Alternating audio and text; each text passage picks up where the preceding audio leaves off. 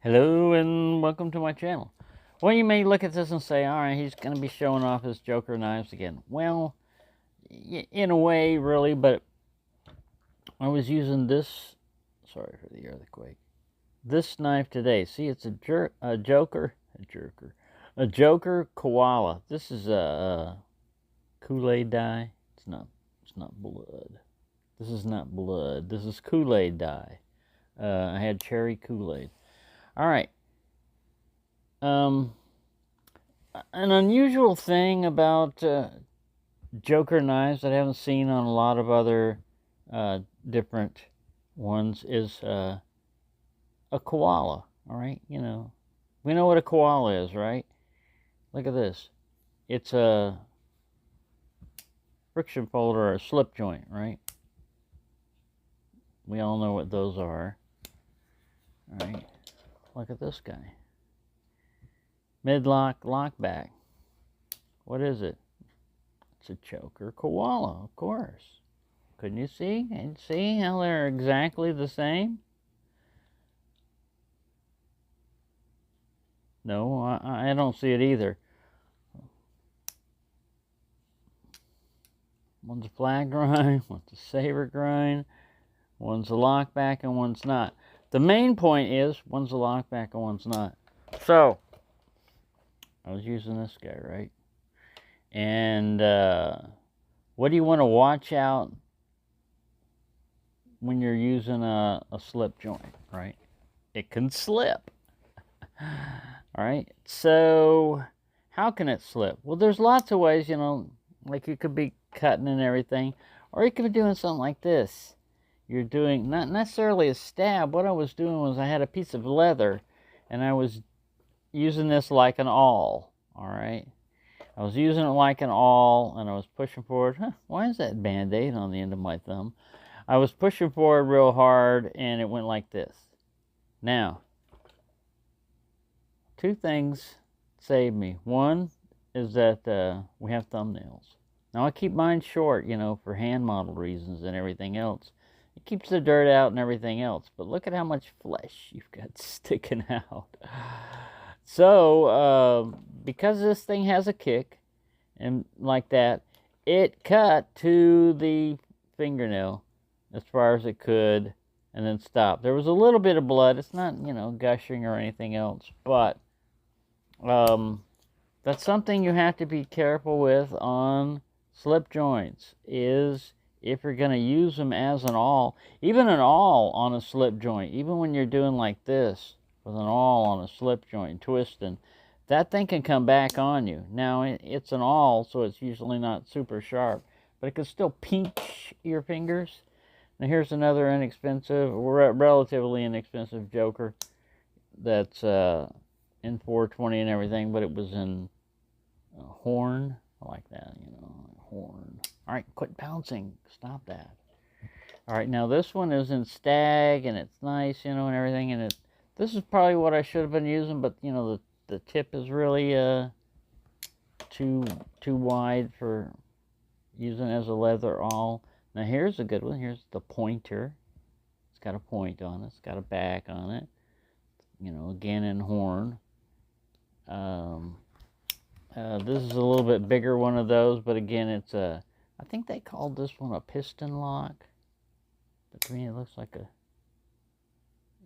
a friction folder. Maybe, I get them mixed up. But anyways, one of them was a piston lock. And then this one's a little beefier one. It's a pretty good size one. This is the cocker. It's got a nice thick blade on everything. Lockback. If you're going to be doing anything that, see, this one's got a nice little handle on it. And I don't know if this is zebra wood. I think it's zebra wood, but it might be olive wood.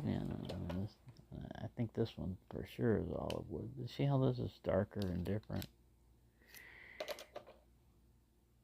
Anyway, just an excuse to show those off. But anytime you see me doing a public safety, public service announcement about knife safety, it's usually because I haven't been safe with it.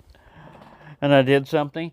But it's not to show off how stupid I can be, because we can all be stupid. It's just to hopefully that people will learn from my mistakes, because the problem, you know, no matter how strong you think that spring is, if you're exerting enough force and your finger's in the path, this thing wants to close. I mean, you know, the only way you can close it is if you go that way. And there's a lot of ways to get that blade to go this way when you don't want to. And one of them is going like this. Twisting, and, you know, luckily I didn't have it like that, but I mean, still, if you've got enough kick there, just, you know, I mean, be careful if you ever do this, but put your finger where you wouldn't want it, and go up to like a half stop. If you don't feel it by then, the thing is, this thing went past half stop and pushed my thumb back and cut it. I mean, maybe my thumb was already back here because I was levering. You know, I was trying to do like this. I wasn't practicing knife safety. See, if I would have held it like this and been tight, well then, if it goes to go, you know, my cut might have been maybe up here a little bit, but I mean, you can really feel this. Okay, another thing I want you to warn about is, I don't know if you can see it, but man, this wrist is swollen up a lot. What happened was I dropped my cell phone. I dropped it, and in mid-flight I caught it, but it landed right at the bone. And I wanted to say that if you're ever in a situation where someone is grabbing you or has something in their hand like this, and you can hit them with a blunt object right here, right at that wrist joint, along that tendon and everything, or you hit that bone like I did, oh my God, that hurt like a mofo, and it kind of like paralyzes this hand, especially if the tighter you've got some grip, the more likely it would be. You could see, you know, blunt or sharp, right through here is going to prevent somebody from, you know, opposable thumbs, from gripping something, whatever they were gripping in their hand. So that's just a little self-defense tip.